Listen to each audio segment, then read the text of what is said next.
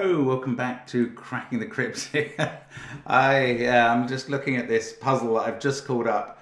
I know exactly why Simon has suggested that I should solve this puzzle, and it's because of all the two-cell thermometers in it. And he thinks, at some level he actually thinks that I am going to pencil mark these thermometers with 1 to 8 in the bulbs and 2 to 9 in the tips, but even I do not stoop that low with my pencil marking of thermos. I'm entertained by the idea. Just so you know, actually maybe one of the reasons he's asked me to do it is because he knows that neither of us like disjoint subset as a rule, and that is this rule about digits mustn't repeat at corresponding box positions. So these 9 digits, there can't be any repeats within those, so that has to be a set of the digits 1 to 9, effectively. I mean, it always has a fascinating effect on puzzles, but it does make scanning much harder than usual because it's a fourth dimension that you can't easily refer to in the puzzle. So anyway, I will be having a go at this. It's by Just Curb, who's done excellent work on the channel before and is very welcome back. But we'll have a look at that in a moment. I do want to mention that there are still 2.5 days left to have a go at the Planet Suite and get in your answers to Jupiter's Great Red Spot. Check it out on Patreon. It's good fun. Also on Patreon, my crossword solve to go with Simon's Friday Masterclass. My puzzle that I attempt each month is the insane Times Monthly Club special, which is pretty much the hardest cryptic in terms of vocabulary, certainly you'll ever see anywhere.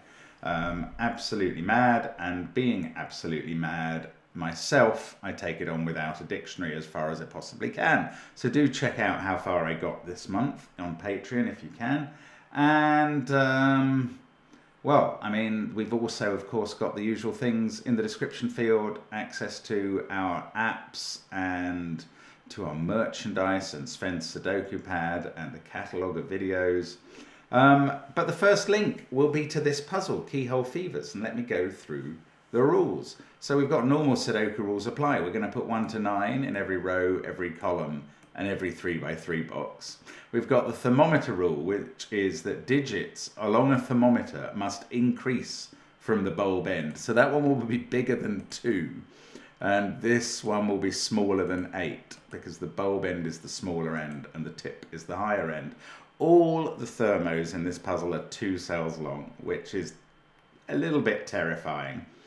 Now, the only other rule we have to guide us is this disjoint subset rule. Digits mustn't repeat at corresponding box positions. So as explained, you can't have a repeat within, I mean, if I refer to these positions in this puzzle when I'm solving it, I would call this position 6, just as we count these as box 1, 2, 3, 4, 5, 6, 7, 8, 9. Those are the 3x3 boxes. So the positions within a box are positions 1, 2, 3, 4, 5, 6, 7, 8, 9. That doesn't actually matter to solve this puzzle yourself, but if I use that nomenclature, that's what I'm talking about. Right. Enough waffle, let's restart the clock and try this puzzle.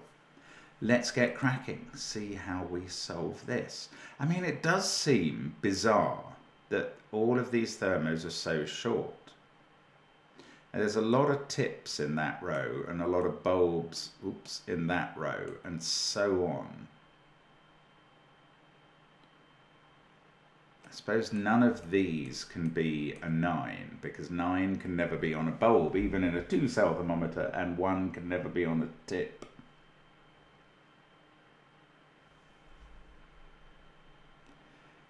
I really, even I, as I said, I am not tempted to pencil mark these thermos. I need to find out. Oh right, look, position 1, there are 8 bulbs on there. Yes, okay, so where does 9 go in? Sorry, I should highlight the 9th one, which doesn't have a bulb. Those are all the position 1s. Where does 9 go amongst them? It can't go on a bulb, so we get that digit. There we go. Oh, hang on.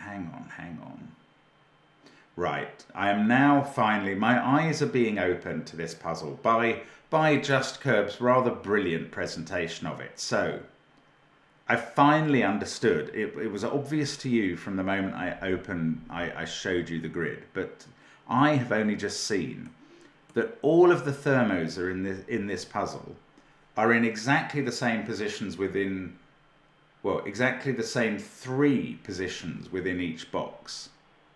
So they're either in position 1 and 2 and always in the same orientation, or they're in position 4 and 7, or position 5 and 8. And there's one missing in each case.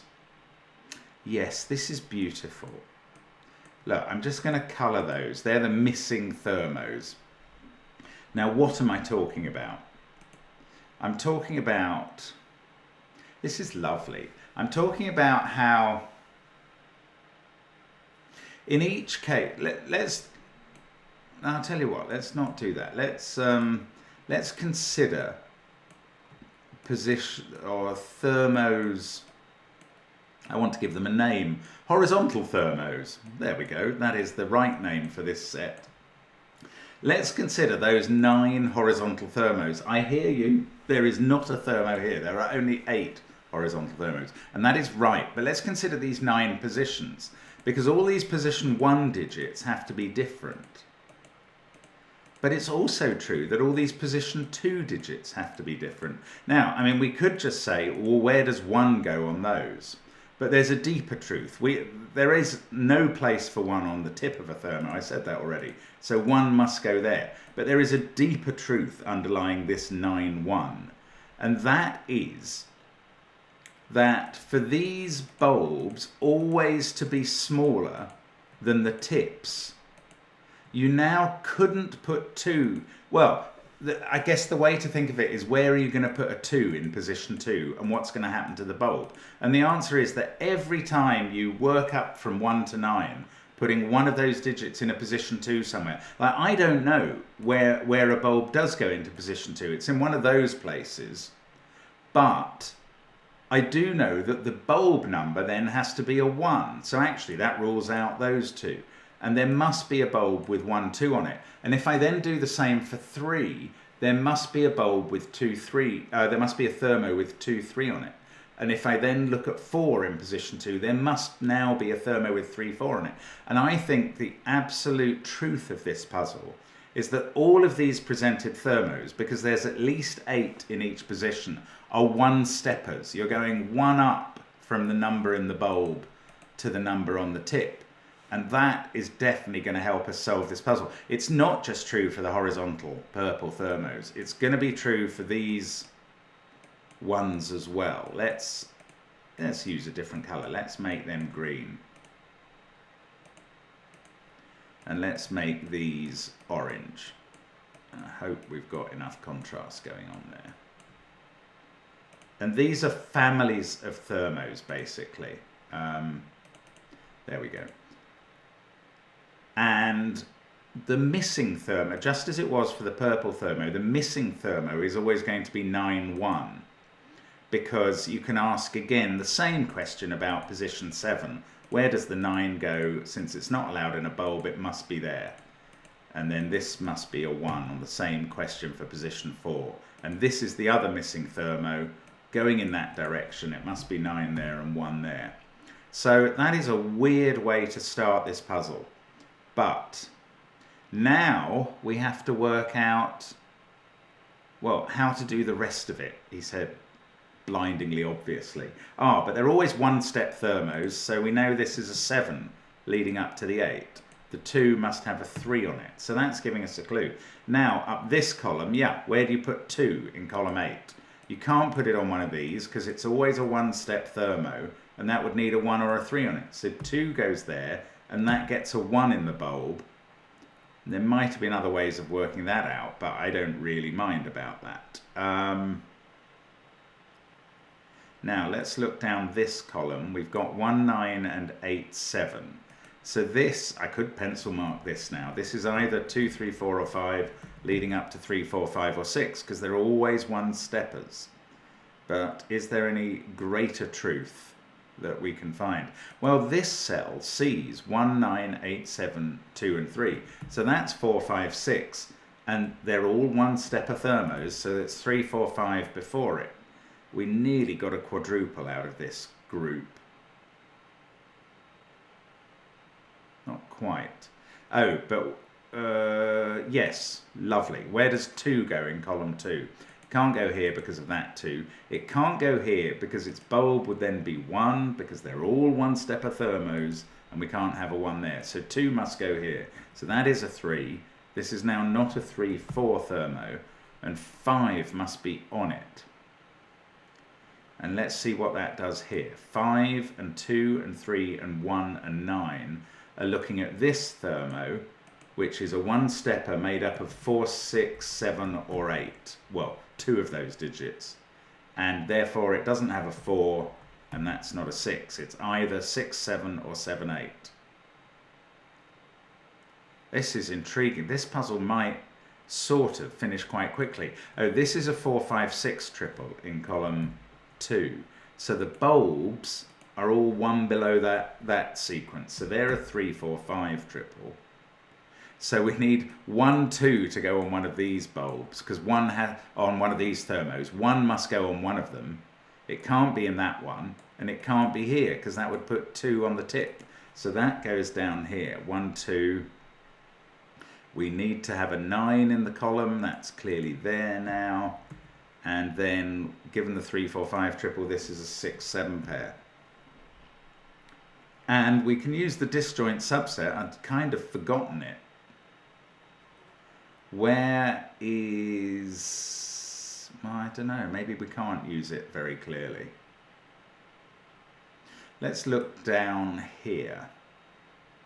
We need to put 3 in this column. Well, it can't be with 2 on a thermo, so it must be with 4.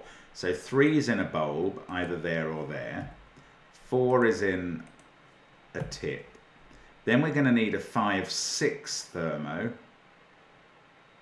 Oh, and I don't actually know much about where that goes, so it could be in any of them. Then we're going to need a 7, 8 thermo. And actually, yes, okay, that can't be at the bottom because it would clash with that 7, 8 pair. So this wasn't quite as profitable as I'd hoped. Maybe I need to do rows more than columns. Oh, we've got a lot. Right, these horizontal thermos. We now know where, in position 1, we now know where 1, 2, 9 go. This is a 3, 4, 5 triple. So the remaining ones must be a 6, 7, 8 set. So I can fill 6, 7, 8 in there. The tips then 1 up are 7, 8 or 9. This one can't be a 9. And now we know where 9 goes in position 2. It's got to be here with 8 on its bulb. Now we can look at this column. We need a 2, 3 thermo and a 4, 5 thermo. Not resolved. This column, we need, yes, we need a 1, 2 thermo in this column. It can't be here because of the one in the box. It can't be here because of the one in the row. So that's at the top. That fixes this as a 4, 5. That makes this a 2, 3. We've still got a 3 to put into this column. We now know it's there with a 4 on its tip. This is a 5, 6 pair. That 5 sorts out 3, 4 there. Are these not done? No, maybe not. Oh, by the disjoint subset? No. No, they're not. That's weird. I thought once you got something going, everything would fall. Okay, let's just do some Sudoku. So along the bottom, we've used 1, 7, 2, 5, 3 in this row. These also can't be 4, 9 according to the box. So they're a 6, 8 pair. On the one-stepper thermo principle, this is 7 or 9, but it can't be a 9. So we get that sort of finished off. We can indeed finish off the box. Now let's look at this column. We need an 8, 9 thermo. Can't be here because of that 8 and that 9. So it's up here. That sorts out these ones as well. And now this is 5, 4. And lots of these columns are getting done. I haven't disambiguated those. Or weirdly these, which are 6 there. Oh, is that it? That's okay. That's not finished. Right. We've got a 169 triple here. I can just fill them in. We've got a 347 triple here. I cannot fill them in. Although actually there must be a 4 on that one stepper thermo. So I can fill in 4, but not 3, 7. Now in this row, 3 and 8 to place. I think we're just finishing off now. The 8 in box 2 tells us which way round they go. This is a 6, 7 pair. Their resolve. This is 3, not in the corner this time. This is 3, 4 or 5. Actually, it's not 4, which must be on the thermo. This is a 2 along here. 5 and a 6 needed. Along here, 2 and a 7. Right, I can do those. 7, 2, 6 in this box now has to be there. And that's going to resolve all our remaining given thermos. That's a lovely idea for a puzzle. I mean, once you get the idea, oh, 3 in the corner, losing its religion. There we go. Once you get the idea, it's not actually, well, it's certainly not difficult to finish it, but having that idea and working out how this works makes it, in my opinion, a very clever puzzle. Actually, it's not difficult. It really isn't. It just takes a little imagination for the solver, but especially for the constructor, to see how that works. And sorry, I didn't mention it's obviously called Keyhole Fevers because the whole grid is full of these thermos that look like keyholes. And it's a very good idea indeed. Very good stuff by Just Curb. And very entertaining. I don't know, maybe you can solve it without spotting these missing thermos. But I think it's a lovely idea, and I don't think I could solve it without spotting them. They're very important. And they make it flow beautifully. So there we go. That's variant Sudoku for you. Sometimes it doesn't take as long as other times. And today's one of those times, and an absolute pleasure. Thank you as always for following us on the channel. We're so grateful if you like the videos, subscribe, leave a comment, tell us how you found it, give a little bit of praise to Just Curb, and indeed, if you engage with us in any way at all, we're very happy. Thanks for watching, and bye for now.